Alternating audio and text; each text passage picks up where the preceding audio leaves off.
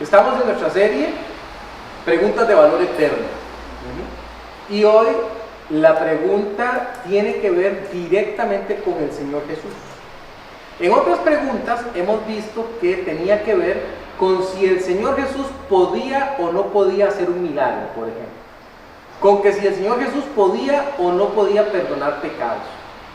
Con que si el Señor Jesús podía o no podía hacer cierto evento un sábado, etcétera, ¿verdad?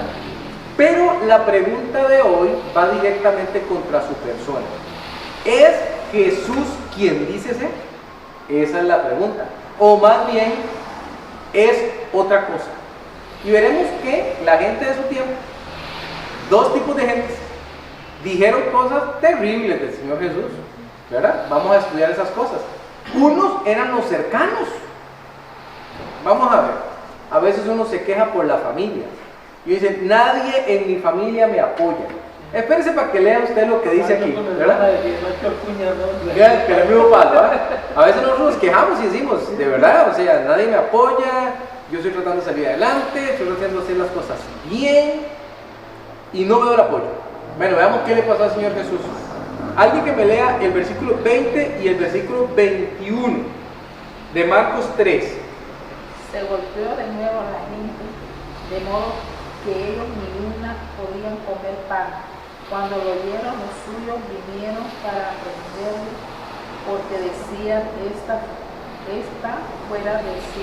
¿Qué le parece? Los eventos que vienen narrando el capítulo 3 nos habla de milagros, nos habla de gente que se agolpaba, lo cual quiere decir que se juntaba, de tal modo que dice que era una multitud tan grande en algún momento, ahí en el capítulo 3, que a la orilla del mar hubo que improvisar, ¿verdad? Hubo que improvisar y colocar al Señor Jesús un poquito alejado de la gente para que pudiera enseñarles.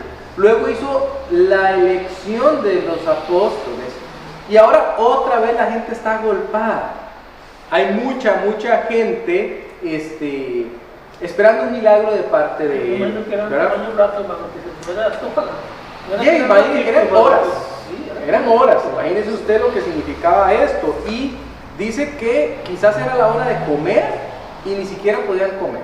Pero bueno, no es el asunto que nos interesa, sino el que aparece en el versículo 21. Dice que cuando lo oyeron los suyos, los de su nación, los de su carne, los de su sangre, vinieron para felicitarle, vinieron para animarle, vinieron para decirle en qué le podemos ayudar, vinieron para ayudarle a organizar a la gente, vinieron para ayudarle a que todo el mundo diera testimonio de los milagros que estaba haciendo. ¿No dice eso, verdad? Vinieron para aprenderle, a atraparle. ¿Y por qué? ¿Qué dicen ellos que está pasando? Que está loco. Entonces sucede que el Señor Jesús, según estas personas, no es el Hijo de Dios, es un loco. Hay un loco suelto. Claro, tiene capacidad de sanar a la gente, habla como ningún otro ha hablado nunca, habla con autoridad. Hemos escuchado voces del cielo, el Padre le habla, pero ellos dicen que está loco. Vea usted, ¿verdad? Yo veo una cosa aquí. Ajá. Por ejemplo, viene un montón de gente porque quieren mover a Jesús. Claro. Pero no es con la intención de recibir la sabiduría de él, sino para destruirle, para cazar palabras, dirá en algún momento la porción bíblica, ¿verdad? A ver cómo le inculpan, ¿verdad? Entonces, el primer grupo dice que el Señor Jesús está loco. No pierda de vista eso, ¿verdad? Entonces estamos ante un loco, pero este es un loco muy diferente, porque es un loco que, aunque está loco, parece estar muy cuerdo, ¿verdad? Entonces es una cuestión un poco extraña, ¿verdad? La que está pasando acá. Pero después va a ocurrir otra cosa, va a ocurrir otra teoría. No es que está loco. Vamos a ver la segunda teoría. La segunda teoría está en el versículo 22. Pero los escribas que habían venido de Jerusalén decía que tenía a Belcebú y que por el príncipe de los demonios echaba fuera a los demonios. ¿Qué le parece la segunda teoría? La segunda teoría es, no está loco, está poseído, es un endemoniado. ¿Qué le parece? Ahora uno diría, ¿por qué ninguno tenía la teoría de, no, tal vez Él es quien dice ser? Tal vez sí es el Hijo de Dios. Tal vez sí es el Cristo al que hemos esperado. Era la gente del pueblo más humilde la que tenía esta teoría y decía, no, él tiene que ser quien dice ser. Porque cuando venga el Cristo, decían algunos, hará más milagros de los que ha hecho este. ¿Verdad? Ellos sí lo podían ver. Pero los líderes decían, de ninguna manera, es un endemoniado. Dos teorías. Pero ahora yo quiero que vea cómo el Señor Jesús las va a desarmar. Me interesa mucho cómo Él las va a desarmar porque aquí va a surgir una cuestión que es muy mal entendida en el mundo de la cristiandad. Y es esto de la blasfemia del Espíritu Santo. ¿Qué quiere decir eso? Dice la gente. Pues vamos a estudiarlo. Dice, y habiéndolos llamado, en el versículo 23, yo quiero que le pongan mucha atención a eso. Y habiéndolos llamado, les decía en parábolas. Vamos a detenernos ahí. El Señor Jesús pudo haberse sentido ofendido, ¿no le parece a usted? Es decir, el Señor Jesús pudo haber dicho, ni les voy a responder. Es más, me ofende la clase de tonteras que ustedes están pensando, la clase de tonteras que ustedes están diciendo. Pero no, con paciencia y amor les llama. Quizás dijo, no, de ninguna manera. Vea, acérquense un poquito porque voy a explicar y necesito que estén bien cerquita para que me escuchen. Para que no existan dudas respecto a quién soy. ¿Verdad? Qué tremenda la paciencia del Señor, ¿verdad? Y su amor.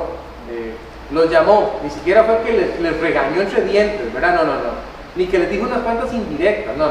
Con amor les va a corregir, ¿verdad? Nos enseña a nosotros algo respecto a la gente impía y la forma en la que piensan. A veces uno escucha a una persona no creyente y la persona tal vez dice, yo creo diferente. Yo creo que cuando uno es buena persona, uno va al cielo. Y uno de inmediato tiende a reaccionar, ¿verdad? Y dice, pero ¿cómo va a creer semejante tontera? Y a veces uno, tal vez hasta de mala gana, de una forma inadecuada, le hace ver a la persona. Pero aprendamos del Señor. Hagámoslo con amor. Como no, tal vez esta persona está verdaderamente confundida y ocupa escuchar el mensaje correcto, ¿verdad? Veamos cómo lo hizo el Señor Jesucristo. El primero de sus argumentos lo vamos a encontrar en la mitad del versículo 23 y el versículo 24. Tal vez a la Milena usted me ayude, lo leo. ¿Cómo puede Satanás echar fuera a Satanás? Si un reino está dividido contra sí mismo, tal reino no puede permanecer.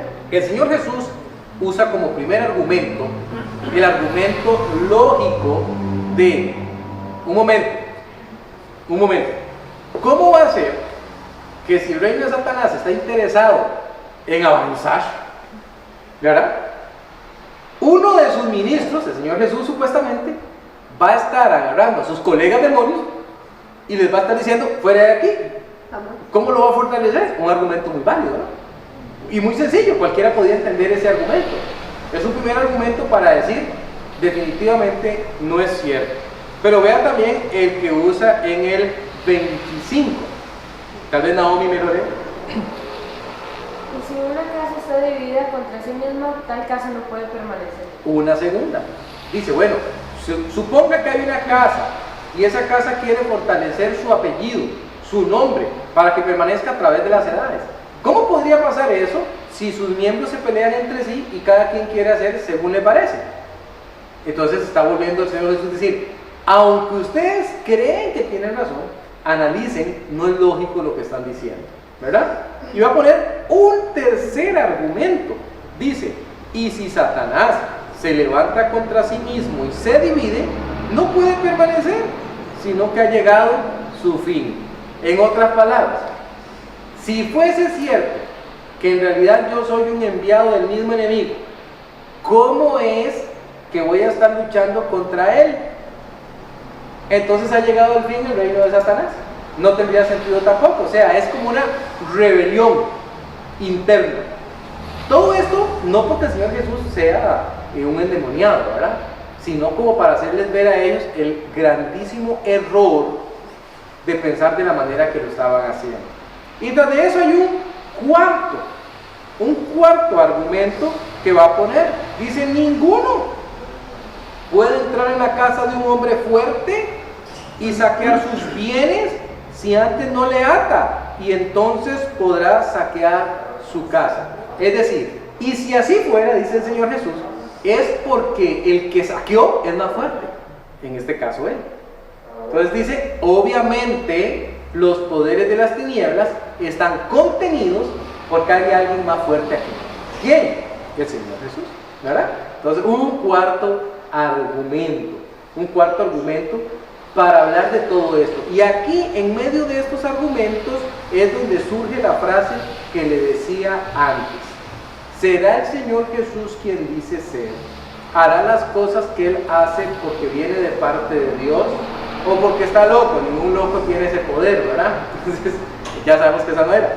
¿O porque es endemoniado? Bueno, ya el Señor Jesús se dedicó a explicar que no. Hermano, qué mal, los dejó todos desvalijados. Desvalijado.